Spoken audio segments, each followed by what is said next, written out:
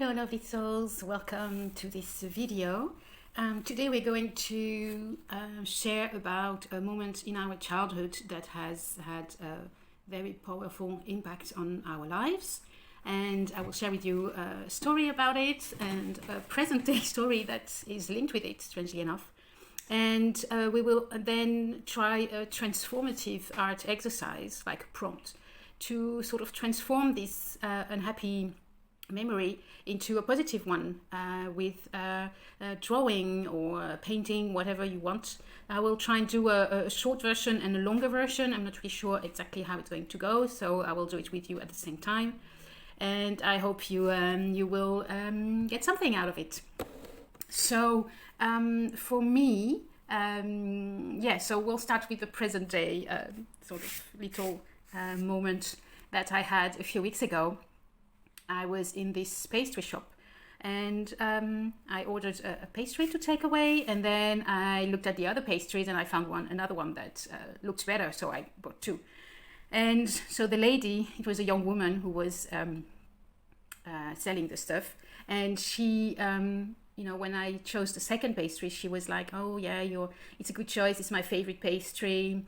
And she began telling me that when she was a child, she wasn't able to eat pastries because she was a little bit round, and her parents told her that she couldn't have what she wanted because she was already overweight.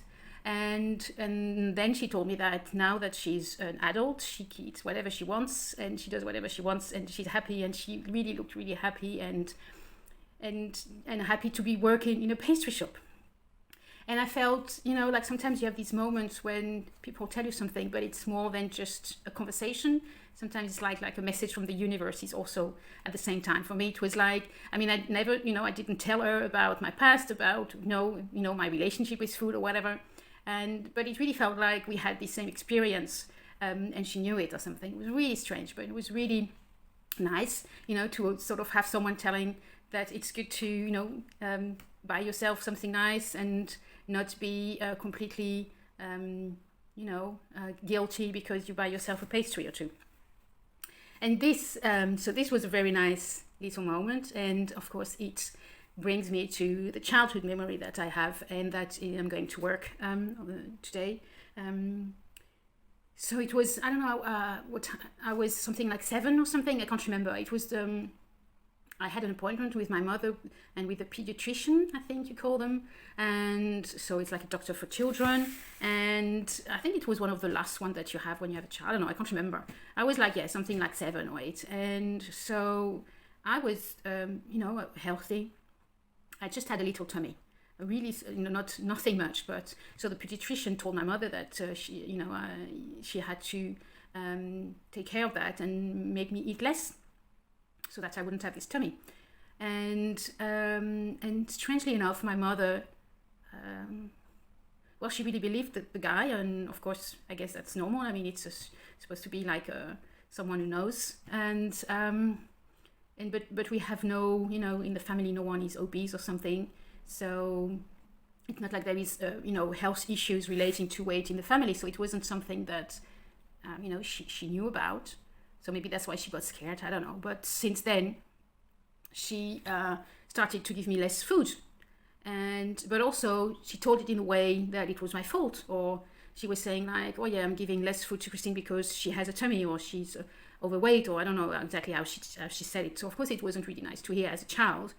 And I think even my 2 brothers, they even made fun of me because we were in a family where my mother was very strict, sometimes violent. And when you didn't do what she was expecting, then you would be punished. And I was the only one that was doing everything that was expecting, and in order not to be yelled out or even beaten.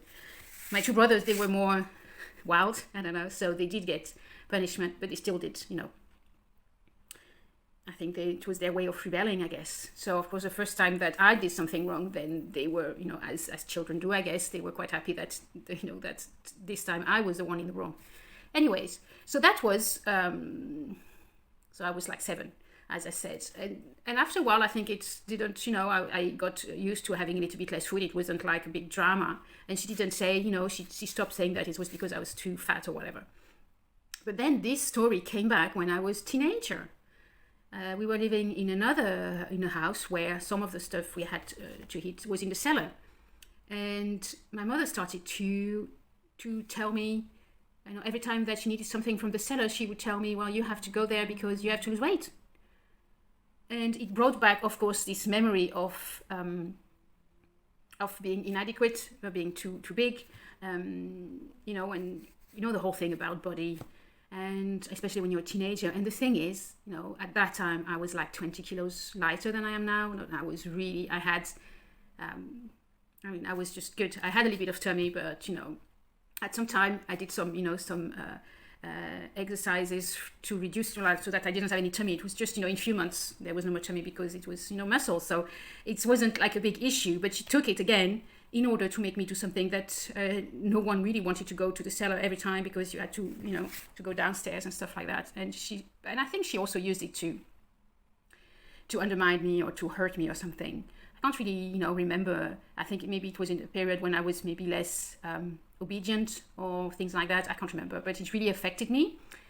So after all this time, she was, and then, when I was a teenager, she said it over and over and over again: Christine, goes there because you need to lose weight.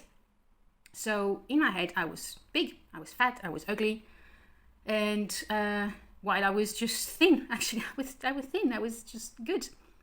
And so when I moved to the Netherlands and started to work, I started to put on weight because I was not doing any sport anymore. I was always sitting for hours, like a desk job. And I would eat, whatever I wanted. And we had quite good, both of us, we earned quite good. So we were going to restaurants and stuff. And we were both foodies with my ex-boyfriend. So I started to put on weight. But it didn't really register, I think. I started to buy, clothes for bigger sizes because, of course, I was putting on weight. But nowhere in my mind, something told me that I had to be careful, I think in my mind I was already fat. So when physically I got, not really fat, and I got bigger, I didn't feel, it felt like this is why I was anyway. So it's very strange, but this is how it happened. I put on weight and it felt normal. And even though I wasn't really pleased with that, obviously, but yeah, it was very strange. And then when I was 30 and I started to work on myself, I did a personal development a few weekends, and this came back again. And I don't know, but I told my mother, I said, most of my childhood you told me that I was too big, I was overweight, and then that's why I'm overweight now, because that's why I've always thought about myself, that I was overweight. So when I really put on weight, for me it wasn't a big deal. And then she apologized, which is, extremely rare. But then she started to say, oh, but you're good, you're thin and everything. But at the time I wasn't thin. I'm not thin, I'm just what I am. And so it felt like she didn't understood, what I had, what I had been going through. And the fact that she then was saying that I was thin now when I wasn't, felt like it undermined everything she had done. The apology, everything was like, okay, she doesn't understand what I'm talking about, and she's just telling something that she thinks that I want to hear. I don't know. Well, anyway, now, I'm still not really at peace with my body, but at least I'm at peace with what I eat. I don't really, I know that when I'm eating a pastry, I really enjoy it. I mean, I'm not doing it every day, but I enjoy it, and I don't feel guilty about it, which I still was like a few years ago. And so this little memory, this little incident, this little phrase that one person told my mother so long ago had such an impact for me, because it was used as a sort of weapon to hurt me, and to hurt me in my body, in my physical image.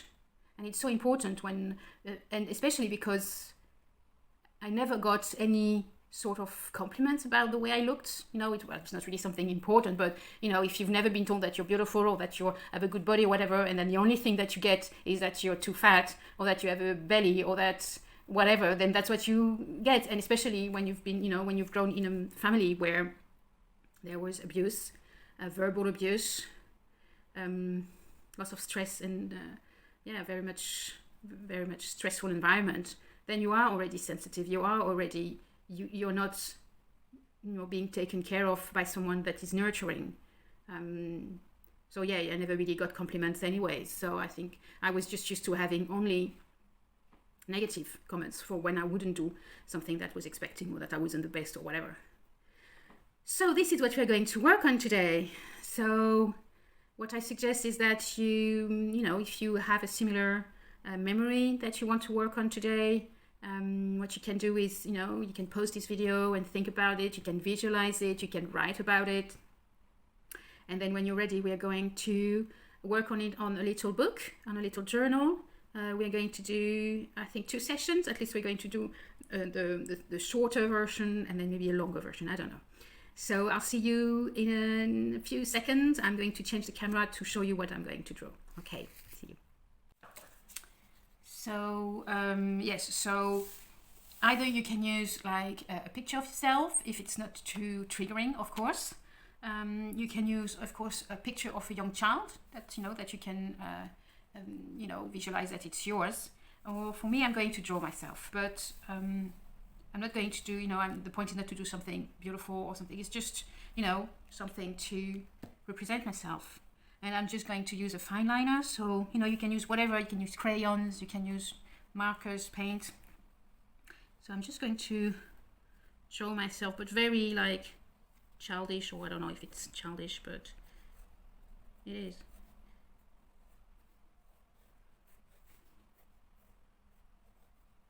So you see, nothing very special.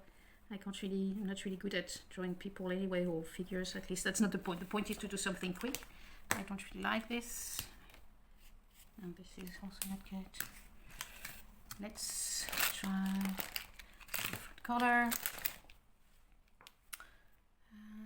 Yeah, this one looks better.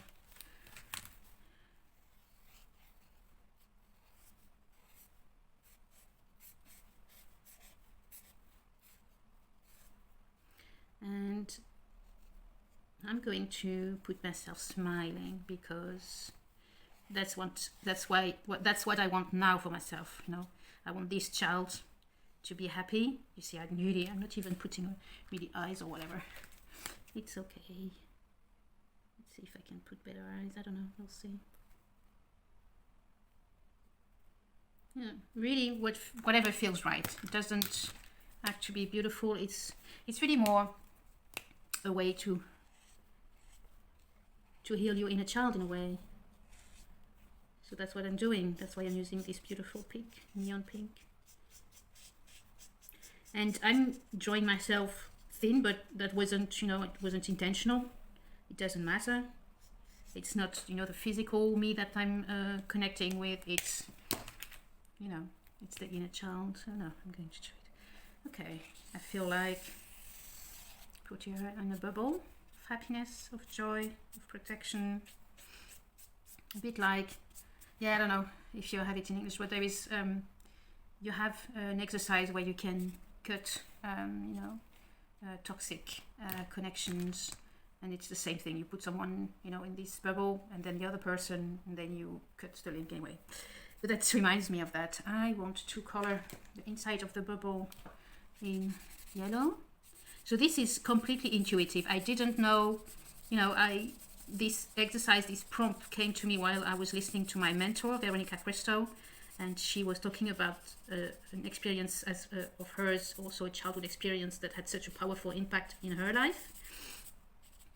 And when I heard her talk, I visualized, I had this sort of inspiration to do this drawing, or transformative art, I call it, because this exercise is to help you transform a difficult memory into a positive one. Because whatever happened, I'm just talking about my own experience, but I guess you can relate to mine. And what I'm understanding more and more in my life is that when someone is being toxic,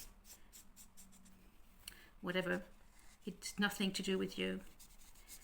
It's something with them. I know that my mother she's always been quite thin and skinny. That's her thing. Some people, I use food as something, it's pleasurable for me, but I know that it's also something that it helps me when I feel bad, but at the same time, of course, I don't know if it's an addiction, but it is something that helps me going through, but sometimes it can be unhealthy. That's what I want to say. And my mother is the contrary. It's a way for her to control, because she also has her issues, and controlling her food and being happy with the way she looks is important. And, that's her thing. Okay, so this is, okay. So yes, so this is my, my way of dealing with it. For now, I'm putting my inner child in a bubble of joy, happiness, light. Pink for me, self-love. So we have that. Orange, I'm not really sure, I think. Can't remember. But what you do is completely up to you. This is like a doodling. This is, just feel inspired. Do what you want. If you want to write, you can write. If you want to talk to this child, you can, do whatever you want. If you want to collage a few words. For me, it's just this that I'm going to do at the moment. Might do some word, some affirmation maybe here, For the moment, I just want to draw. And this is an exercise that you can do, wherever, whenever, in a way. And something is troubling you. I use doodling to help me relax, help me think about something else, when something is taking so much overwhelm. Art is my way of feeling better. So I was thinking that, I could even have this sort of little pocketbook in my bag for, whenever I am somewhere that I feel overwhelmed, I can just doodle or write or draw. So as you can see now, I'm giving this little child, and myself, of course, at the same time, a lot of love, a lot of hearts.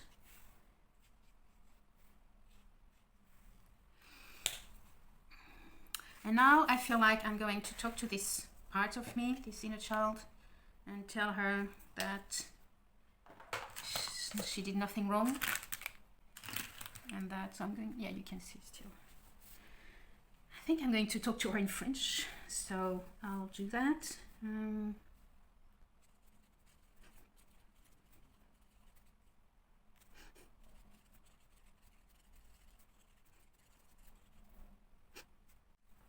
So here I am back. I have written a page, and it's quite special because I think I had what we call like inspired writing or intuitive writing. I got some messages that were surprising. So what I wrote is that, so I wrote to my younger self, telling that it was, of course, a difficult time for me, and that I was very sensitive to other people's comments, and most, of course, my mother's, how she thought about me. What I was telling you, that there was mostly negative and critics and very little or almost never compliments. And so I'm writing that my mother made me believe that I was big, that I was ugly, and that I was less than, perfect. But it was just something about her. She needed to make me smaller because she was jealous of my relationship with my father. That is one of what I call inspired or intuitive writing. This came as a surprise. I know that, but it's the first time that I'm conscious that this jealousy already started there, and is one of the reasons why she was so cruel to me about my body. I'm writing again that my mother was feeling really bad about herself, that she needed to, hurt other people, and that it's sad, but it's nothing to do with me, that I was perfect, that I am perfect as I am, and that I shouldn't let anyone make me think otherwise. This is quite beautiful. So, maybe you need to do that as well, maybe you don't, whatever you feel like. I'm going to put a few phrases of this. I'm going to put some in there, and I'm going to do it as I am perfect. Okay, but I say it in French, so it's I am perfect. It's funny. Sometimes it comes in English and sometimes it comes in French. This really is French, I think, because my younger self at the time, of course, she wasn't speaking English. Je suis parfaite, je suis belle.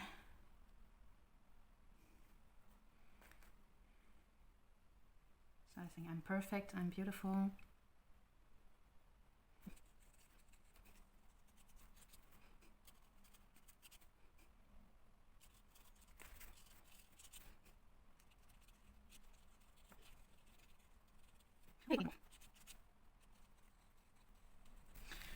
Okay, so that was quite interesting as well. So I started by I'm beautiful, I'm perfect. Then I got a little bit stuck. And but then I said, so I wrote, I'm beautiful as I am unique. And then I love myself as I am. And then I have this affirmation from the great Louise Hay that I really love, and it's, I'm beautiful and everybody loves me. This is really powerful stuff for me, at least.